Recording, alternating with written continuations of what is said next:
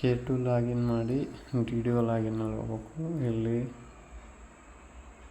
Bill preparation reports process and ರಿಪೋರ್ಟ್ಸ್ನಲ್ಲಿ ಹೋಗ್ಬೇಕು.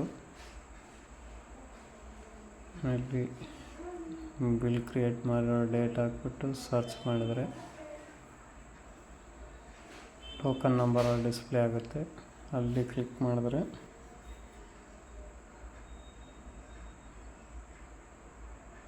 ಈ ಥರ ಲೋಡಿಂಗ್ ಆಗಿ ಟೋಕನ್ ನಂಬರ್ ಬರುತ್ತೆ. ಟೋಕನ್ ನಂಬರ್ ಮೇಲೆ ಕ್ಲಿಕ್ ಮಾಡಿದರೆ ನಾವು ಬಿಲ್ ಸಬ್ಮಿಟ್ ಮಾಡಿರ್ತಕ್ಕಂಥ beneficiary names and details UTR number generate ಆಗಿಲ್ಲ.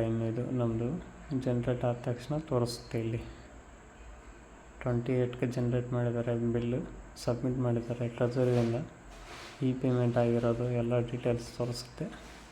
UTR ನಂಬರ್ ಕೂಡ ತೋರಿಸುತ್ತೆ ಇದರಲ್ಲಿ. Thank you.